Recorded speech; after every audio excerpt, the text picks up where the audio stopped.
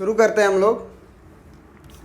आपका RS Agarwal exercise 9A का question number 5 है आपका, और NCERT एक्सरसाइज 7.2 का क्वेश्चन नंबर 4 है। दोनों सेम क्वेश्चन है। चलिए स्टार्ट करते हैं कि क्या कह रहा है क्वेश्चन। कह रहा है कि in the given figure BE and CF, ये BE है आपका और ये CF है, are two equal altitudes. Equal altitudes का मतलब दोनों की लंबाई हमें क्या दे दी गई है, बराबर। किसकी किसकी, तो BE की और CF की।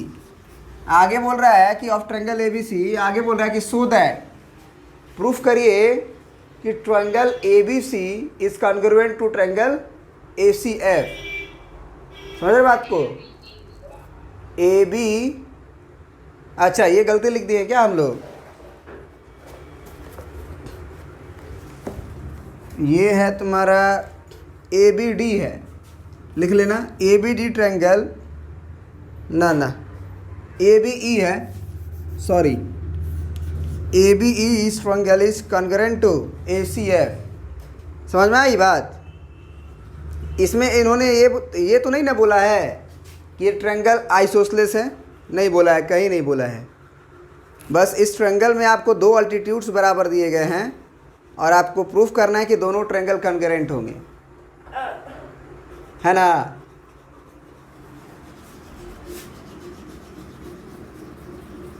ये लंबाई और ये लंबाई बराबर दी गई है। चलिए एक काम करते हैं ना, दोनों ट्रायंगल को हम लोग अलग बना लेते हैं। ABE है तो A यहाँ है, B यहाँ है, E यहाँ है, तो ABE को हम अलग बनाते हैं, इधर बनाते हैं। ये हो गया A, ये हो गया B और ये हो गया E। ये हमारा 90 डिग्री दिया गया है बस।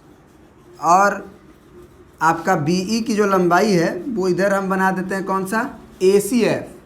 A है, C है, F है, तो ये हो गया आपका AC और ये हो गया आपका F। ये F है आपका, ये A है और ये C है। तो सबसे पहले जो जो बराबर दिया गया उससे तो कर लेते हैं। BE की लंबाई हमको CF के बराबर दी गई है, एक एंगल 90 डिग्री दिया है।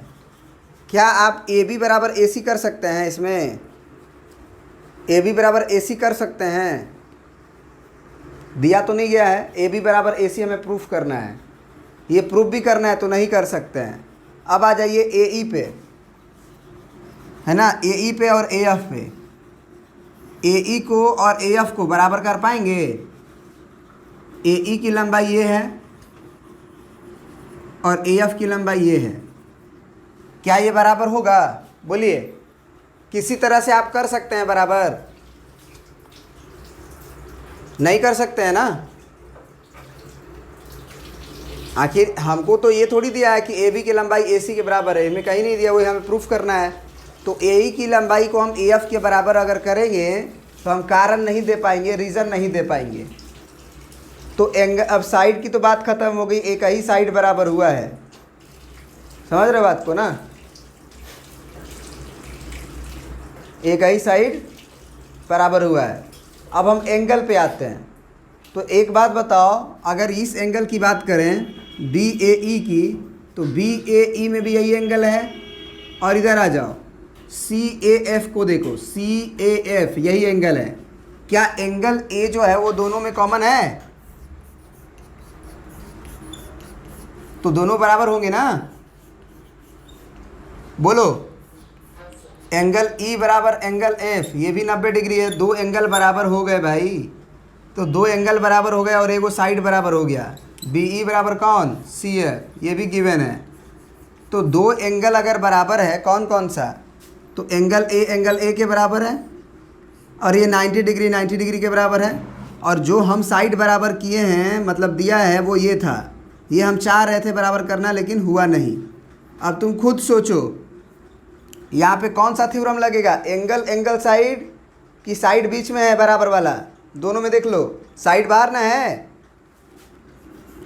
ये एंगल, ये एंगल, ये एंगल, ये एंगल और ये साइड, तो एंगल साइड कॉन्ग्रुएंसी से कॉन्ग्रुएंट हो जाएगा।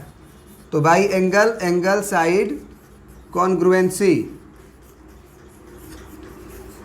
ट्रायंगल कौन सा, अगर आप लिख देते हो AEB लिख देते हो AEB, तो कॉन्करेंट किसको लिखना पड़ेगा, E पे 90 डिग्री था तो आपको AFC लिखना होगा, क्योंकि बीच में आपका E 90 डिग्री है, AF 90 डिग्री है, पहले A है और पहले A है, एंगल A के बराबर था, कॉमन था, सही लिखा आया हुआ है। जैसे ये कॉन्ग्रुएंट प्रूफ हो गया, दूसरा तो अपने आप प्रूफ हो जाएगा ना कि पहला तीसरा की लंबाई क्या हो जाएगी, उधर पहला तीसरा के बराबर बाई CP/CT, दोनों पार्ट प्रूफ हो गया। क्या ये बात समझ में आई? प्रिंट कर लीजिए। अब जरा बताइए कि क्या अगर AB बराबर AC आ गया है, मान लीजिए AB की लंबाई AC के बराबर, तो क्या ABC को हम आइसोसेलेस ट्रायंगल बोल सकते हैं? बोलिए। तो ये भी लिख लीजिएगा, क्योंकि NCERT में कुछ ऐसा ही बोला है, तो आइसोसेलेस ट्रायंगल है ना, क्योंकि दो साइड बराबर हो गए। अब प्रिंट कर लीजिए।